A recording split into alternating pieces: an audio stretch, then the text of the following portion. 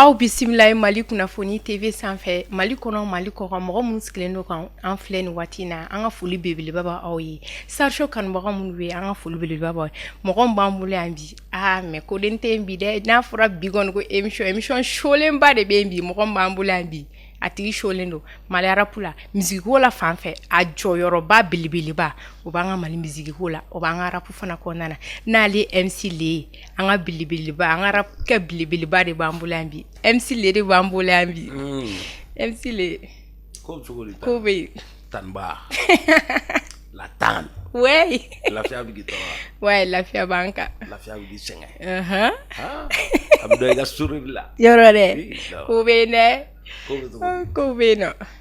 d'accord an bɛ foli lase an kanubagaw bɛɛ lajɛlen ma donc ka kuma di MC Le ma a ka foli lase a kanubagaw bɛɛ lajɛlen ma minnu sigilen don ni waati na k'a filɛ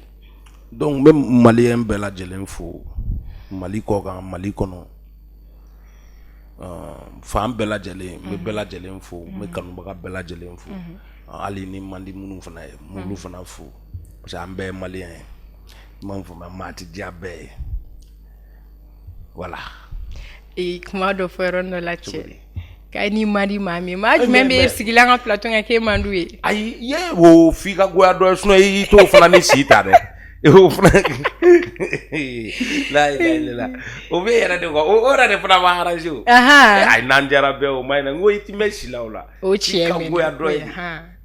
d'accord ok MC Le i ka foli kan mɛna i kanubagaw fɛ an bɛna an ka ɲininkaliw tɛngu i la sisan MC Le an b'i tɔgɔ dɔn MC la o ye arapu tɔgɔ ye i bɛ se k'i tɔgɔ ni i jamu fɔ an ye bon ne tɔgɔ yɛrɛ Dawuda n jamu Sangare Dawuda Sangare fulakɛ ani nafa voilà fulakɛ cɛ ɲuman fulakɛ cɛ ɲuman tiɲɛ don a bɛ don u b'a fɔ ko fulaw caman jɛlen don ne kɔni ka jɛya kɔni tɛ fili yɛrɛ la ok MC Le e ka dɔnkilida ni sisan cɛ a bɛ sanji joli bɔ cɛ non bon a bɛ san caman bɔ an ka bulon minɛ kɔnɔ sinon pour n'an tɛ fɛ ka nkalon tigɛ sinon an bɛ k'a da kan dɔrɔn de i m'a faamuya mais k'a fɔ ko n bɛ ka olu fɛn ninnu compter ne bolo baara kɔni baara de wagati ko tɛ baara la quoi i m'a faamuya en plus n'i y'a daminɛ ka a daminɛ la ka na se i yɛrɛ mɔgɔw yɛrɛ bɔra i kalama wagati min na k'a daminɛ o fana la ka se bi ma i bɛ nkalon tigɛ dɛ ouais o ye tiɲɛ donc an b'a fɔ ko san caman ne bɛ dɔnkilida la a ka ca san caman a ka ca dɔɔni i m'a faamuya ok o san caman kɔnɔna na fo kana se nin wagati ma n'ale ye 2025 ye musique joli de b'i yɛrɛ bolo wallahi n t'o fana da ko ne tɛ nin fɛn ninnu ne tɛ ninnu calculer yɛrɛ quoi donc i hakili yɛrɛ ma se ka boli a la dɔɔni dɔrɔn wallahi n bɛ ka sɛbɛ n'i y'a fɔ mɔgɔw u b'a kɛ kalabanciya a kan wallahi ne bɛ dɔnkili da dɔrɔn de k'a bila dɔnkili da dɔrɔn k'a bila mais ko ne ye n sigi ko k'an ka dɔnkili compter kelen fila saba n bɛ ka nkalon de tigɛ wa dɔnkilidala ɲuman yɛrɛ si tɛ yen nɔ min b'a ka dɔnkili da dɔn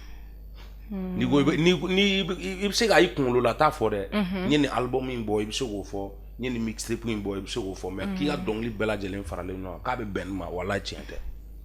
ne fana o kisɛ d'i ma bi wa o défi lancé tɛ artiste sɔrɔ min b'o dɔn donc kɔrɔ ni artiste min y'a fɔ ko n ka son nin bɛ n bolo sigi a bɛ i n'a fɔ tiɲɛ tɛ sa kɛ non n'i ko nin bɛ n bolo o tɛ problème ye mais ko nin hakɛ de bɛ n bolo o de ye manamanakan ye o ye tiɲɛ ye o tiɲɛ yɛrɛ de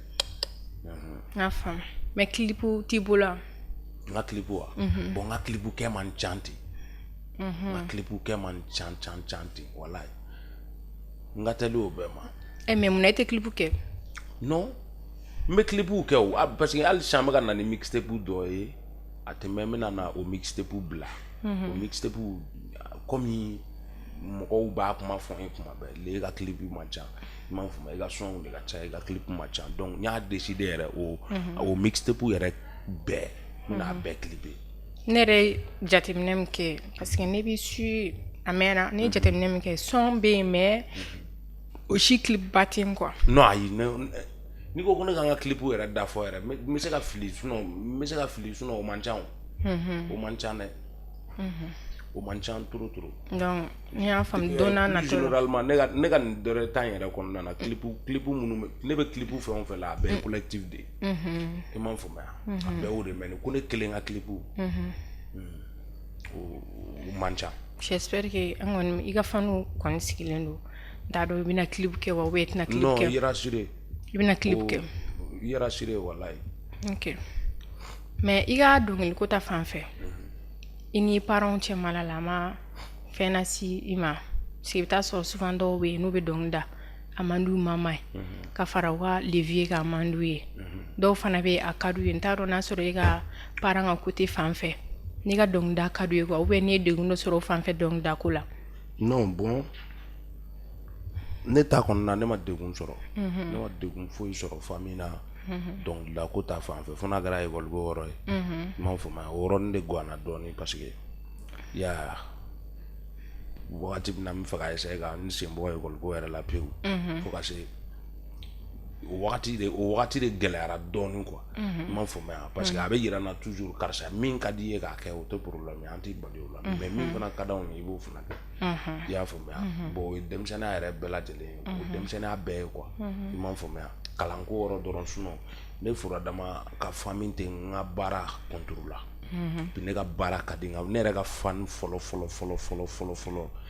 o ye ne ka famille de ye n'i taara ne ba sɔrɔ n ka dɔnkili da la i bɛ siran o. donc a yɛrɛ b'i ka dɔnkili da. o to ye pewu ale b'a da fa b'a tigɛ o kɛ tan. a tiɲɛna ale y'i ka fan ye. ya donc cɛkɔrɔba pare n kɔrɔw c'est à dire n ka famille yɛrɛ de ye ne yɛrɛ ka fan fɔlɔ yɛrɛ bɔra an fɛ yen quoi i y'a faamuya ma gɛlɛya foyi sɔrɔ a la n ye ko o ko kɛ u donna n jo bɛ min na o bɛ n kɔ n jo tɛ min na o bɛ n kɔ walayi. ok MC Le d'accord o faamuya la donc an b'i to i ka son duman dɔ k'an kun an bɛ se k'an yɛrɛ la motiver n'o ye cogo min na quoi tɛ son duman dɔ d'a ma. son duman dɔ. misigi ka ca i bolo. son dɔ d'aw ma. solen dɔ k'an kun dɔrɔn i yɛrɛ bɛ se ka mun da. tɛrɛmɛ n tɛ fini tɛrɛmɛ n to tɛrɛmɛ n tɛ samara tɛrɛmɛ tɛrɛmɛli de ye ntɛnɛn ye jɔmɔgɔla de ye kara ye an bɛ se min na o ye baara ye dɔnkilida kɛra n dakan ye cɛ dakan jugu tɛ an ye fɛn bɛɛ sɔrɔ o de la an ye tɔgɔ sɔrɔ o de la ka nafolomugu sɔrɔ o de la ka voyage baw kɛ o de la ka pankuru ta fo jugu sigilen mɔ nɛra a kɛra kara ye n bolo ni ko in kɛra kara ye n bolo ko dugu ko duma ni bɛɛ ye ben kelen de bolo batuli fo n ye an b'i kɔ batuli ɲani fo n ye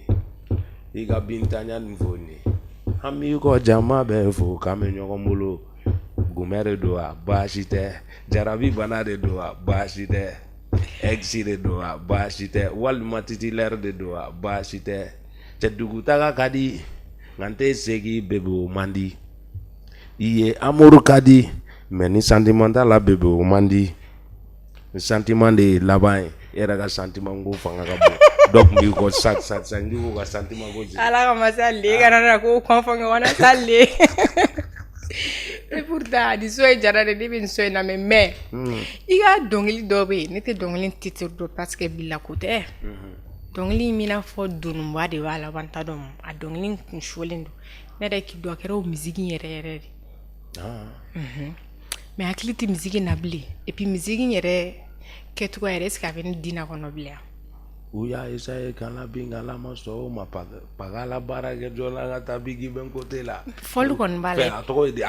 pieds ka ca la i n'a fɔ batterie man kan hɔn et puis o tɛ yan voilà o yɔrɔ yɛrɛ misigi de ne bamuso ko ko e ka d'ale ko e ka misigi bɛɛ de sulen don k'o ka d'ale a ne furadama sulen de don an bɛ dɔɔnin ye parce que ni mɔgɔw bɛ jɔ i la i bɛ so de ni kɔni a bɛ kɔni ko MC Le sulen de bɛ yen so dɔrɔn de concert kɛyɔrɔ la n'i welela i b'a su cogo min ka d'anw ma i b'a su ten ni ne yɛrɛ yɛlɛla ni sumalen ye mɔgɔw bɛ siran yɔrɔ dɛ est ce que ko ni cɛ in a tɛ fɛ ka fara tɛ fɛ ka faga i tɛ maa dɔn ni min ye n'o yɛlɛla ni fɛn min ye scène sanfɛ i kɔnɔna bɛ fili dɛ bon alors que ne b'o de dɔn toro so in ye mɔgɔw kama ye mais plus généralement ne yɛrɛ ka dɔnkili préféré yɛrɛ a si man kalan quoi m'a fɔ ba nga jugu mandeng de ma mandeng sumale ki karama de la kashi quoi ima fuma mbolu ke mais nte so nga son bo quoi ya fuma ima al ni nana ni a gam mi ni na mandeng de ima fuma ni mandeng de mais penta nya gamine no ala quoi ya fuma parce que ma don ni ma show ere atna be mo ma est-ce que vous comprenez ni famille chérie voilà ok MC le et maliara pour konana eni mo de la featuring care eni mo de la collaborer en faire si si ni featuring chama ne ke album yere konana ni featuring nga premier album na ma album ke min ko fe ni featuring ka konana ni viebu e featuring ke ni mom sulu ya ke ni bon ni Papson yake ni Magase yake o kofe ma ni yada hakli bate nga featuring nable donc nous lu be featuring ka on fait a be musique ou be no o be musique ou be mo bo lu be don imam fo me mais ale musique no ayini mo mo ni featuring ka ma clip ba be ke donglia no a be ke dongli parce que wakati ibaro kosa ina re malem gana clip go sira kan to ko ya fo me suno follow ali an yɛrɛ musique ye mɔgɔ minnu na tel que Iba One Gaspi olu bɛɛ kun ka sɔnw de kun ka ca olu ka clipw kun tɛ ten quoi i t'a sɔrɔ sansa u bɛ se ka sɔnden 15 bɔ mais i bɛ t'a sɔrɔ clip 2 3 o de bɛ yen nɔ mais ni wagati in de la clip ko bɛ ka na tendance la quoi don voilà ni sɔnko yɛrɛ man di mɔgɔw ye tile 2 in de la dɔrɔn i m'a faamuya sinon fɔlɔ kana sisan na ne b'a daminɛ wagati min na kana sisan na quoi o sonkow de kun ka ca toro ni a clip ko ye o de la anw yɛrɛ ka calcul tɛ taa clip ko yɛrɛ la i m'a faamuya mais ni fiɲɛ bɛ ka ci ka taa yɔrɔ min na i yɛrɛ b'i munumunu ka se sinon i bɛna KMC le i ka fan dɔ fana ka ɲininkali bɛ n bolo k'i ɲininka ko e b'i ka dɔnkili idée b'a ta min parce que souvent i bɛ taa sɔrɔ dɔw bɛ yen n'u sigilen don gɛrɛn na idée bɛ na dɔw fana bɛ yen n'u bɛ so kɔnɔ idée bɛ na dɔw bɛ yen n'u sera studio la de idée bɛ na mais k'olu bɛ fɛ k'a dɔn MC le ka idée bɛ bɔ yɔrɔ jumɛn quoi idée normale yɛrɛ bɛ bɔ baro ye quoi parce que danfɛn tɛ sɔsɔli kɛ ne n'i ye sɔsɔli kɛ ne dɔrɔn i bɛ bɔ a kɔnɔ kana siga ne tɛ boîte fɛ n tɛ shisha mi yɔrɔ fɛ n tɛ restaurant fɛ ni ne ni yɔrɔ fɛn o fɛn la ne welela de sinon ni ne ma wele ne filibagatɔ tɛ se yen quoi ne tɛ wuli walahi ne tɛ wuli ka se n yɛrɛ ma ye i m'a faamuya ne ka vie bɛnnen don gɛrɛn ne ma quoi gɛrɛn dɔrɔn i m'a faamuya donc an b'an ka sɔsɔliw kɛ i m'a faamuya an b'an ka kow kɛ yen ne quoi ne yɛrɛ bɛ n ka baro caman ne yɛlɛma k'u kɛ dɔnkiliw ye quoi i m'a faamuya ne ka inspire nacogo filɛ de sinon ne kɔni dalen so kɔnɔ n tɛ inspiré dɛ k'an to so kɔnɔ bon ne bɛ dɔnkili minnu sɛbɛn so kɔnɔna la tel que hakilisigi dɔnkili ninnu ani dɔnkili kɔrɔma ninnu quoi i b'a dɔn olu tɛ kɛ baro kɔnɔ n t'a dɔn ne bɛ k'an faamuya i bɛ se ka dɔɔni ta baro kɔnɔna na mais olu olu lafiyama yɔrɔ bɛɛ ye i b'i kelen na i bɛ k'i miiri ka ɲɛ a ka fɛn ɲɛnama ye quoi tel que i n'a fɔ Asimi n ye dɔnkili min bɔ Asimi na o dɔnkili ne y'o texte yɛrɛ bɛɛ sɛbɛn k'an to so kɔnɔ de parce que o ye fɛn dɔ ye fɛn min i kan k'i kɔlɔsi yɛrɛ hali i kana fili o kumaw la quoi sinon ni e filila o fana ma yɛlɛ o ye tiɲɛ yɔrɔ o fɛn ni ninnu dɔrɔn de don quoi fo a tigi k'a ka ɲininkali diyara n ye mais ne ka inspire jɔyɔrɔba bɛ gɛrɛn de la voilà ko sɔsɔlikɛla ba tɛ yen k'an bɔ e bɛ sɔsɔli kɛ e ɲɔgɔn sɔsɔlikɛla ba tɛ yen e ka idée bɛ bɔ o de kɔnɔ voilà parce que ne bɛ fɛ k'an tɛgɛ da ko kisɛ kan yɛrɛ de quoi i m'a faamuya bon n'i ma sɔsɔli kɛ est ce que i bɛ kisɛ ta bi non i tɛ kisɛ sɔrɔ voilà kisɛ ɲinina kɔni f'i ka sɛgɛsɛgɛli kɛ de i bɛ kisɛ sɔrɔ o yɔrɔ de dɔrɔn ala ɲininkali ma ban tuguni hali bi i ka fani wɛrɛ tuguni ko k'i ɲininka aw ni Batulu cɛmalan collaboration aw ni Batulu ka ɲɔgɔn dɔn fo ka taa se nin niveau ninnu ma a b'aw ta aw bɛ taa Kayi concert la a ye Kayi tɛ a bɛ se k'aw ta ka taa yɔrɔ ka taa concert la k'aw ni Batulu cɛma la mun nana n'a ye a bɛ cogo di a bɛ mun sɔrɔ a la a bɛ nafa jumɛn sɔrɔ a la bon ne yɛrɛ de y'a laɲini ni Tuli ka ɲɔgɔn dɔn ne yɛrɛ de y'a laɲini quoi i m'a faamuya parce que k'a ye muso don i b'a dɔn an ka Mali fɛn o fɛn seko mɔgɔ b'u seko ni dɔnko kɛ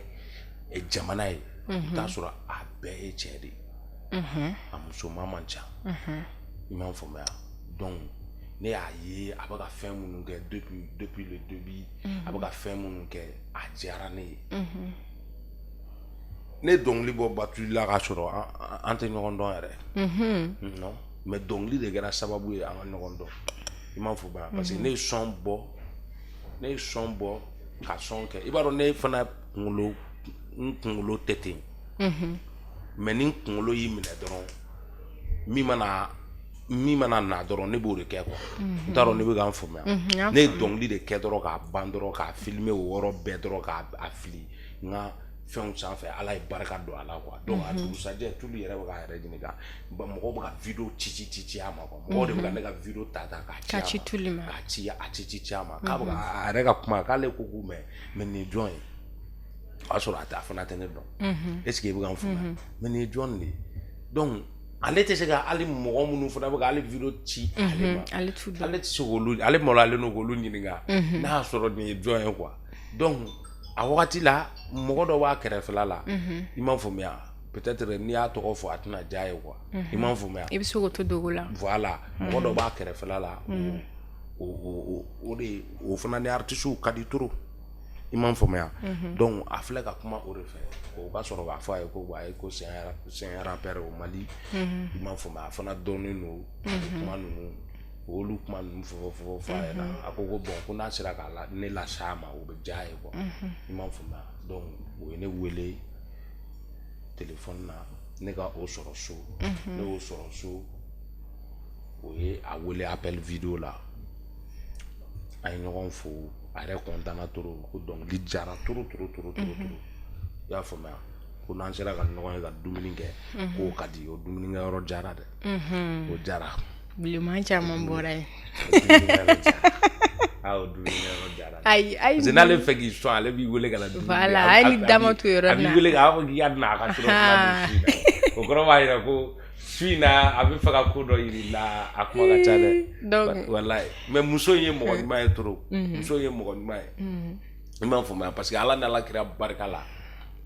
i b'a dɔn souvent i bɛ ko kɛ mɔgɔ dɔ ye a t'a dɔn i ye quoi muso in ye ɲuman dɔnna ye quoi ɲuman dɔnna don trop ne ye ko après e kɔni ɲɛ b'a la ne ye collectif ni fɛnw kɛ o collectif ninnu a ka fɛn caman ta ka di yan quoi n t'a dɔn n'i bɛ k'an faamuya c'est à dire hali artistes ka collectif ninnu ni fɛn ne de b'a bɛɛ organiser a b'a bɛɛ organisation ta ka di ne de ma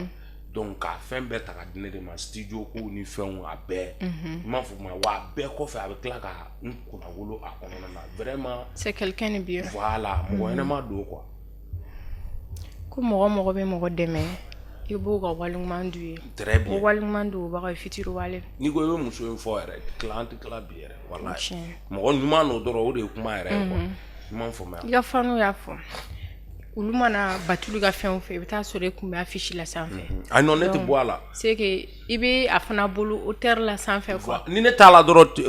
tiɲɛ tɛ o ye faux affiche ye voilà o ye faux affiche ye k'o da cɛman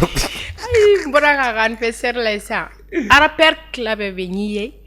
i b'a la mɔgɔ baden bɛ yen quoi n yɛrɛ y'a caman na ye i b'a la quoi ok c'est bien ɲɛna k'ala ka Batulu bɔnbɔn mɛn an kɔrɔ hali bi ala ka si caman ba d'a ma parce que ale de b'an ka rappeurs bɛɛ dɛmɛ a bɛ ka bɛɛ fara ɲɔgɔn kan ka bɛɛ kɛ kelen voilà ne ni ɲɔgɔnna kelen-kelenw bɛ jamana kɔnɔ k'a ka ɲi ale nin ka ɲi yɛrɛ yɛrɛ nin ka ɲi koyi ala k'a mɛn si la yɛrɛ amina rabi wallahi ok le i ka o kuma faamuyara o baro diyara n ye kojugu fo an yɛrɛ ɲinɛ an ka kuma tɔw kɔ ale ka ɲi koyi ale ka kuma tɛ ban de le la mama k'i ka dɔnkilida la imana aramadi mana ke togo ite se ka don ko la k'i ma sɛgɛn ko min na baaraw baara daminɛ sɛgɛn b'a la i n'a fɔ gɛlɛya b'a la i ka baara daminɛ e ye degun minnu sɔrɔ i bɛ se ka dɔɔni fɔ an ye o la. Bon i b'a dɔn n'i nana o fana f'i ɲɛna i b'a fɔ ko nkalon don wa walayi i b'a fɔ ko nkalon don walayi ala ni tiɲɛniya la ala ni kira barika la ne ma o si sɛgɛnba ye quoi musique kɔnɔna na parce que munna ne ye n to sira dɔ de kan ka na sira dɔ kan quoi donc o y'a sɔrɔ ne bɛ sira dɔn ka ban i m'a faamuya ne ye n to dɔn de la ne ni Iba ni ɲɔgɔn dɔn k'a sɔrɔ ne tɛ dɔnkili da o si ne ni Gaspi ye ɲɔgɔn dɔn k'a sɔrɔ ne tɛ non fɛn Sidiki ye ɲɔgɔn dɔn k'a sɔrɔ n tɛ dɔnkili da ne ni ninnu c'est à dire ne ni mɔgɔ kelen min ka relation nana dɔnkili da yɛrɛ dɔnkili da hukumu kɔnɔna na o kɛra Gaspi de ye ne ni Gaspi de ye ɲɔgɔn dɔn k'a sɔrɔ n bɛ dɔnkili da sinon ne bɛ taa Iba fɛ yen k'a bɛ n tɛ dɔnkili da i m'a faamuya bon an bɛ bɔ Iba fɛ yen an bɛ taa Sidiki fɛ yen fɛn ninnu i m'a faamuya donc ne donna a kɔnɔ k'a sɔrɔ ne bɛ fɛn dama damani dɔn a kɔnɔ quoi i m'a faamuya dɔnkili da la sɛgɛn tɛ ban c'est vrai i m'a faamuya surtout ne yɛrɛ ka situation a ka gɛlɛn kuma dɔw la quoi i m'a faamuya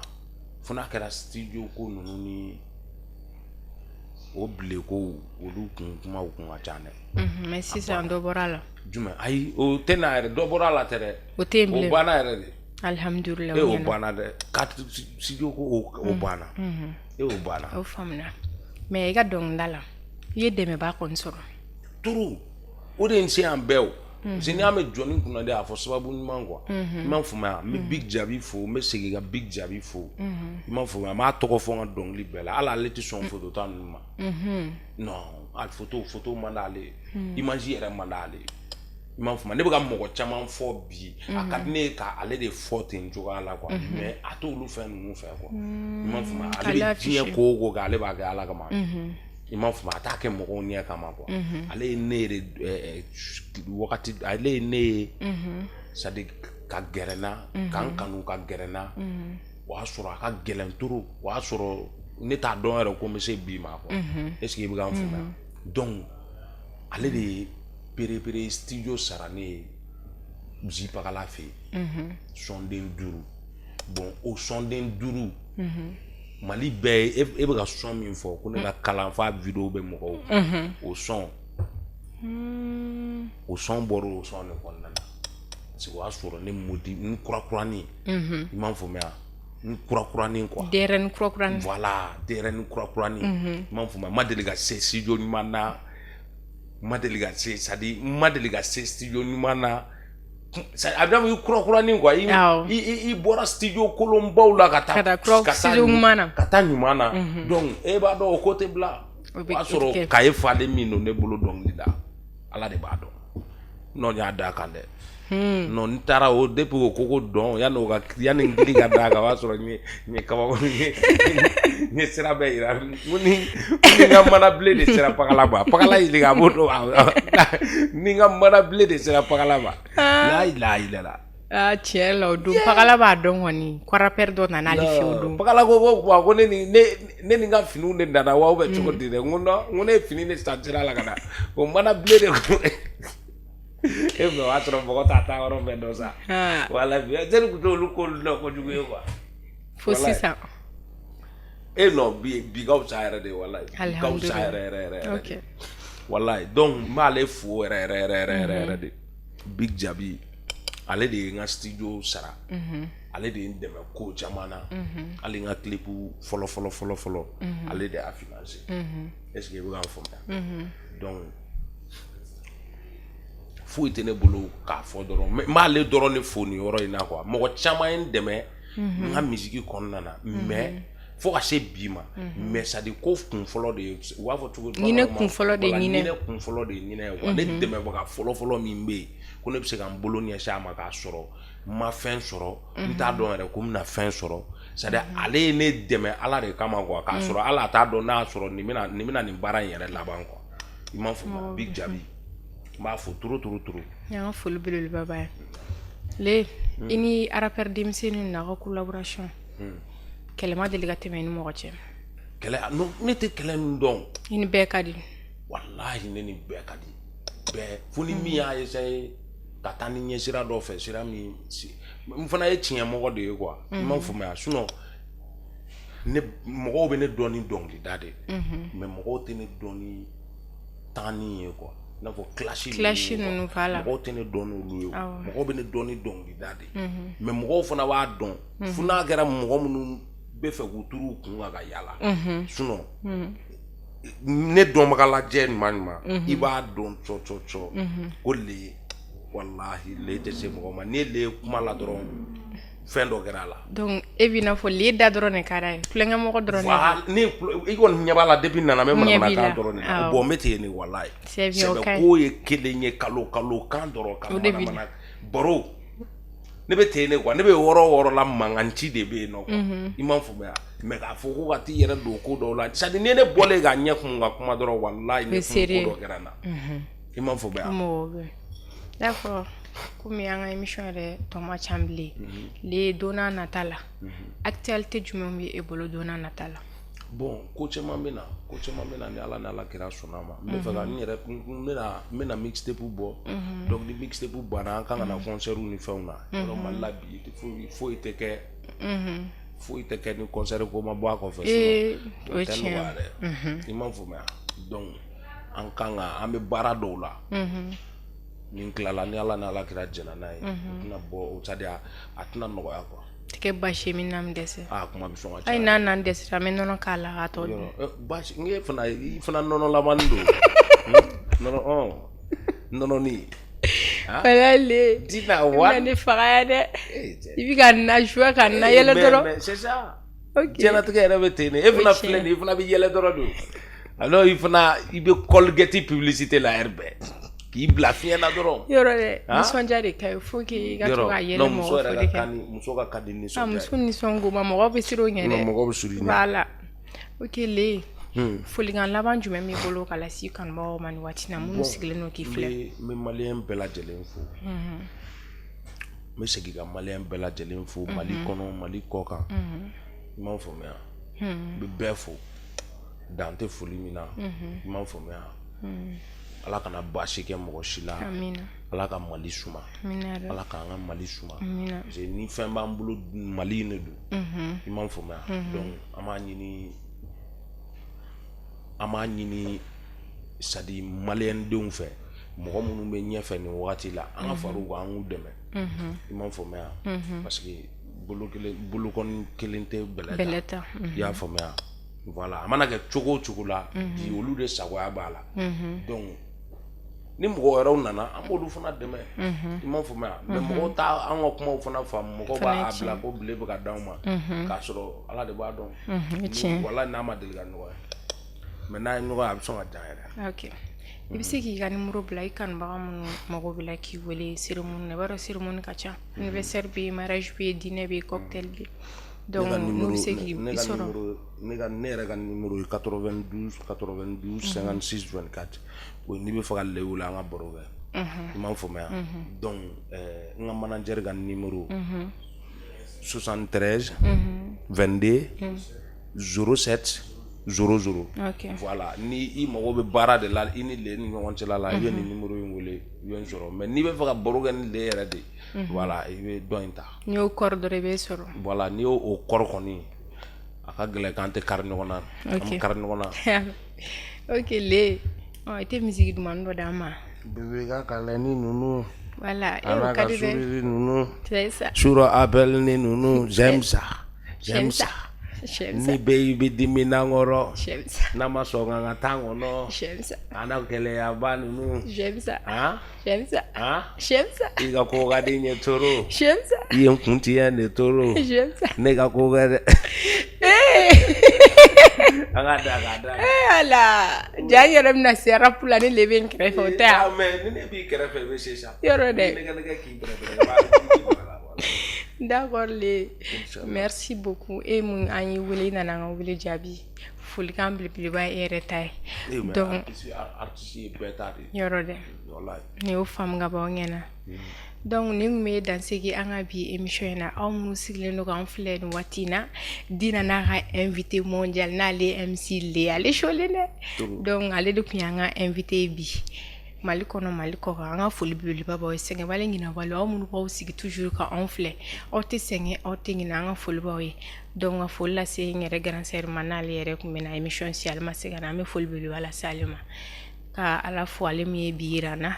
donc k'an fa ni b'aw fo olu min ye n kɔrɔbɛ fo ka se nin wagati ninnu ma donc maa mun kun bɛ réalisation na ale de ye Samake an Tinɛ an ka foli belebeleba b'u ye k'ala k'u bolo mɛn u ka baara la hali sisan minnu bɛ ka ko ninnu sigi sen voilà Emaya o ye Tinɛ ani Samake Tina mondial yɔrɔ dɛ foli belebeleba b'ulu yɛrɛ Tina ko ko bigaw sa